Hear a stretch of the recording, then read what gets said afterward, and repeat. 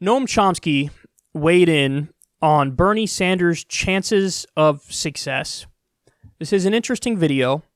Not sure we're all going to like his answer here, but this is a world-renowned intellectual, and he's being ruthlessly honest.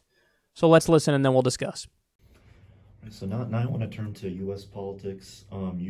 You have expressed sentiments of support for Bernie Sanders. What are some ways that perhaps his outlook might fall short? I know you've described him as a New Deal Democrat. What are some ways that he can change to fit more, to express more the needs of the American people? Well, I think it's first of all kind of academic. The chances that Sanders will win the nomination, I think, are not great. The main reason is there's tremendous attack on him. Just take a look at how he's treated in the media. It's pretty obvious just from reading, but there's a good study about it by In These Times. They published a detailed study, factual study of how the media have been handling Sanders. So I think all stops will be pulled to make sure that he doesn't get the nomination. If he gets the nomination, the attacks will be wild. We'll get the whole Republican propaganda machine going after this Jewish atheist, wants to kill all the whites, and on and on. The chances he could be elected are pretty small. But if he does get elected, miracle, he won't have Congress. How are you going to win Congress? The Congress is, the U.S. electoral system is structurally constructed so that the reactionary elements have an overwhelming advantage. Like in the last election, I think the Democrats won Congress, Senate by about 12 million votes. They lost the Senate. That happens all the time. There's a structural effect that maximizes the effect of the rural, white, conservative, where's our America, traditional vote.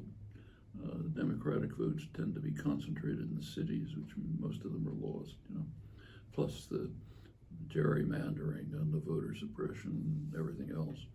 So there has to be an enormous Democratic victory for them to win Congress, which is unlikely.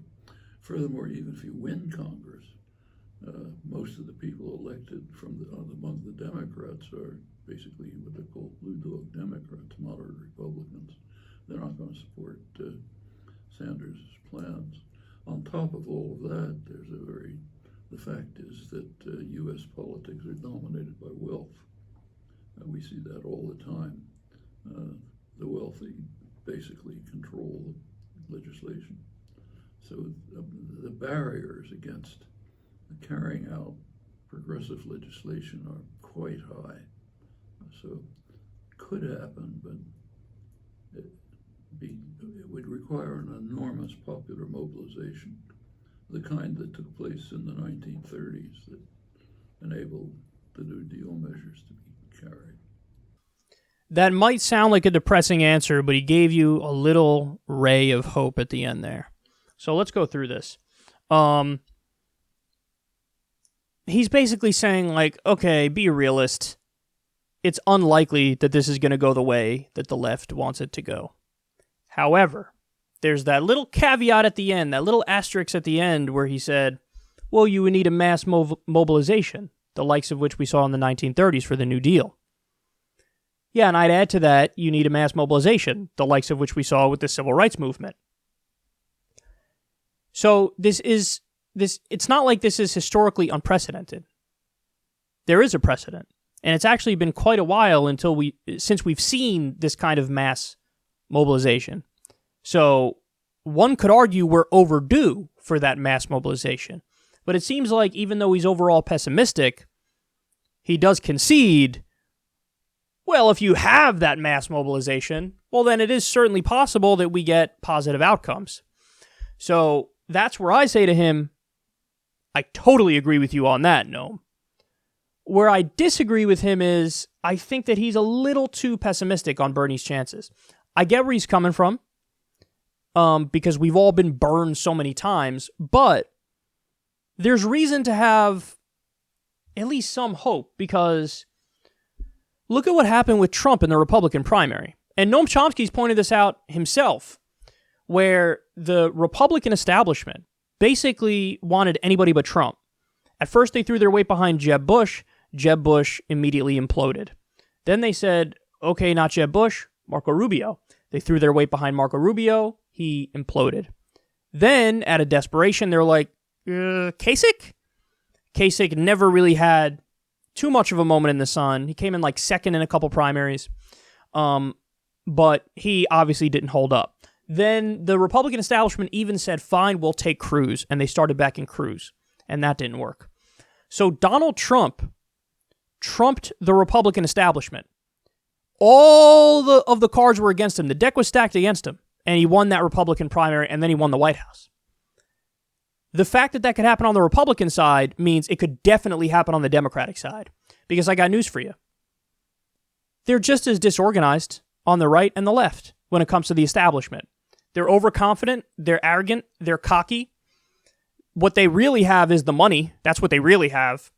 But if there's ever been a time in U.S. history, post the corruption entering the system in the 1970s, that we could potentially override the money issue, it's now. AOC won with a 10-1 disadvantage in money. A lot of Justice Democrats won with that disadvantage. If there was ever a time that we could do it now.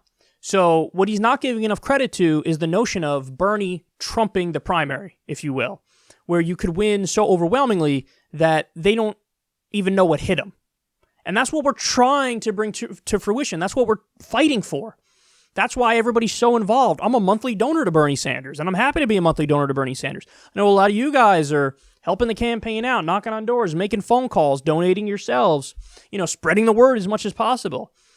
People are serious about this. Now, will it work? Yet to be seen. I don't know. But we're going to do everything we can in the meantime. Now, the other point is, even if Bernie loses, he's already won. Now, you could say, well, that's a little too airy-fairy a point. Fair enough. If you don't like that point, then put it aside. But me, in my eyes, when I look at the political landscape today, guys, he's already shifted the Overton window massively to the point where if you don't support Medicare for All as a Democrat, it's scandalous. And people are mad at you. That's a win. That's a giant win. He shifted the Overton window.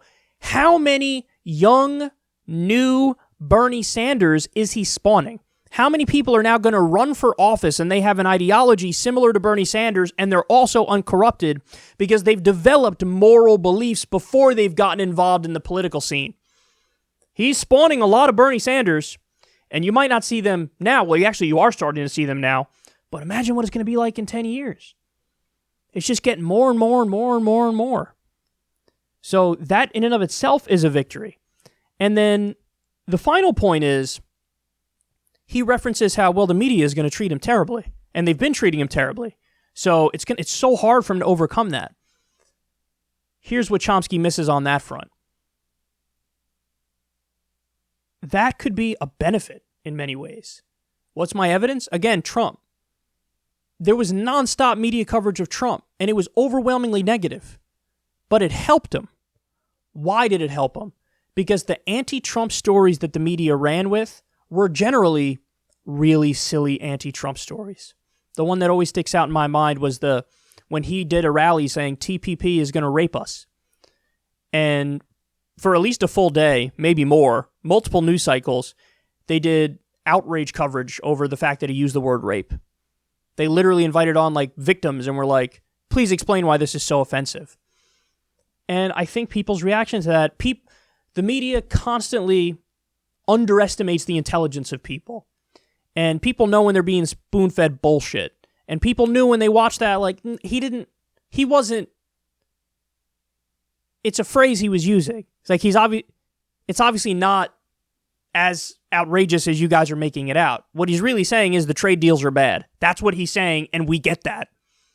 And so when you do negative coverage nonstop, but the angles you're using to attack the opponent are bad, you help that person. You just signal boost them. That's all you're doing.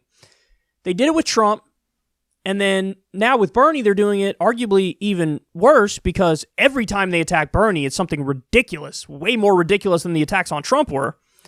So the more they attack him, it could help Bernie because people know, oh, well, I don't like the media. The media has a lower approval rating than any of these politicians do. They're historically low. So since that's the case, they could attack him, but he's way more popular. They're helping him if they do that. As long as the arguments suck, they're helping him. The only issue is if they start being indifferent, and there's signs of that as well. So I would agree with Noam, if the media just acts like Bernie doesn't exist, that could hurt Bernie. That could hurt him. And some of them are doing that. But I feel like the majority of the stuff is coverage and negative coverage, which helps him more than it hurts him. So I think he kind of is not understanding a dynamic that definitely exists in today's political scene, which is nobody likes the media. Everybody sees through them now. So if they attack your opponent, if they attack your candidate, it helps your candidate. In the similar way to how when Hillary attacked Tulsi, Tulsi went up in the polls because people don't like Hillary. So whoever she's attacking, they're like, I guess she can't be that bad. So that's a dynamic he's missing for understandable reasons, because in the past, maybe it did work in the way he's describing, where if the media tries to take you down, they actually take you down. But this is not me saying Bernie's definitely going to win, because I don't know what's going to happen. But what I'm saying is, don't be nihilistic about it. Don't be pessimistic about it. Just fight as hard as you can and run through the tape. Because even Chomsky admitted there at the end, well, yeah, but if there's a mass mobilization like in the 1930s for the New Deal stuff, and as I'm saying, like a mass mobilization like the civil rights movement, as long as we get out in those streets, things could go our way. Because the reality is, even if Bernie's elected, he's going to face tremendous opposition, not just from the Republicans, but from half the Democratic Party, at least. So that means even if Bernie's elected, we hit the streets. And we hit the streets and we demand Medicare for all, free college, living wage, ending the wars. We demand legalization of marijuana and freeing every single nonviolent drug offender. We demand all that stuff and more. And we shift that Overton window further, and maybe we only win on 16% of the things we're fighting for. But that is a gigantic victory because you help millions of lives in the process. So Noam Chomsky's brilliant, but don't let his commentary here get you too down. The answer is the same. Whether we're doing well or we're doing poorly, keep working, fight harder, and whatever happens, happens.